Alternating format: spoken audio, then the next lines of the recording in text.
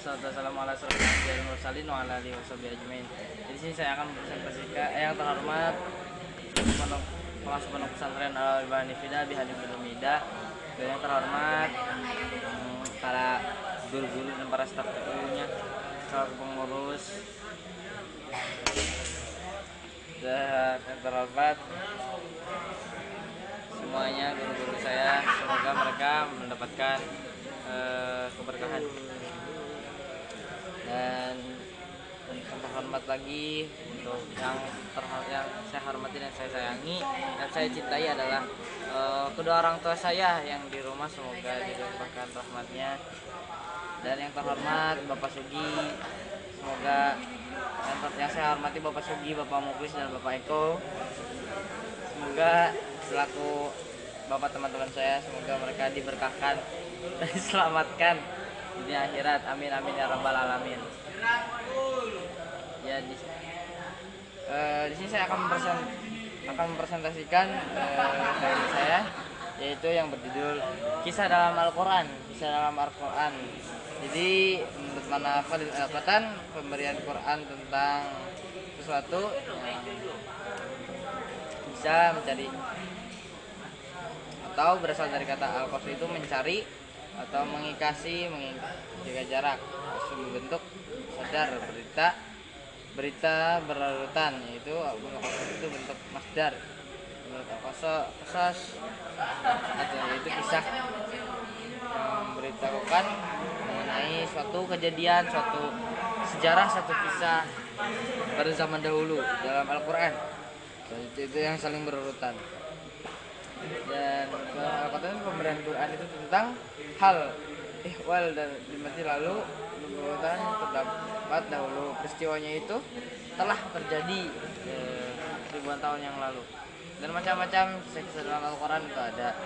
Menurut mana Al-Quran ada kisah para nabi, ada berhubungan yang peristiwa masa lalu dan berhubungan dengan peristiwa Rasulullah SAW. Kalau menurut Al-Quran itu mengandung dakwah yang mujizat dan lain-lain dari kisah para nabi. Misalnya kisah Nabi Musa yang membelah lautan, dan kisah nabi lain-lainnya, dan masih banyak lainnya yang berhubungan dengan peristiwa masa lalu dan orang yang tidak dipastikan kenabiannya. Di situ dalam kisah Al-Quran itu disebutkan nabi-nabi yang tidak dipastikan kenabiannya. Misalnya kisah-kisah Raja Zulkarnain dan lain-lainnya. Dan berhubungan peristiwa Rasulullah SAW, perang Tabuk dan lain-lain, perang Badar, perang Hunain, ada perang Uhud dan lain-lainnya.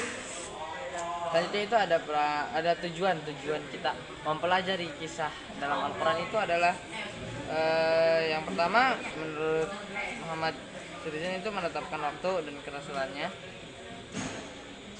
menetapkan kerasulan Rasul, dan agama semuanya dari Allah. Agama semuanya itu satu, yaitu satu Tuhan, dari Tuhan yang Maha Esa, yang menggerakkan cara-cara tempuh Nabi, menerangkan cara tempuh Nabi dalam dakwahnya, dan menerangkan dasar antara agama dan Nabi SAW. Selanjutnya itu ada urgensi mempelajari kisah dalam Al-Quran. Urgensinya itu adalah menjelaskan asas dakwah menuju Allah Subhanahu Wa Taala, dan menjelaskan pokok syariat yang dibawa Nabi. Menurut mana Al-Quran itu memiliki banyak faedah. Seperti kita akan tahu kisah-kisah para nabi di zaman dahulu, seperti mukjizatnya Nabi Muhammad, itu di kisah dalam Al-Quran itu ada. Selanjutnya itu ada meneguhkan hati Rasulullah dan memperkuat kepercayaan orang-orang mukmin. Jadi supaya kita percaya akan adanya anak kenabian itu, kita bisa membaca kisah dalam Al-Quran, dan kita akan mempercayai adanya Nabi Muhammad atau nabi-nabi lainnya sebelumnya, dan membenarkan para nabi, ya seperti yang tadi itu, membenarkan para nabi dan menghidupkan kenangan masa lalu,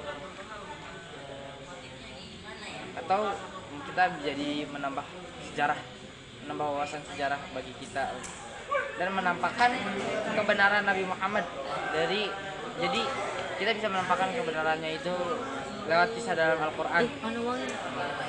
menyimak menyimak kebohongan ahli kitab. Jadi kita bisa melihat mana yang bohong, mana yang benar dari kisah dari Quran, dari kisah dalam Al-Qur'an. Selanjutnya itu dan hujah yang membenarkan keterangan. Jadi mungkin cukup sekian, ada pengertian macam-macam kisah dalam Al-Qur'an dan tujuan mempelajari kisah dalam Al-Qur'an dan urgensinya. Mungkin cukup sekian, mohon maaf apabila saya banyak salah dan dari presentasi saya atau kurang dipahami, mohon maaf. Wabillahi taufiq wal hidayah. Wassalamualaikum warahmatullahi wabarakatuh.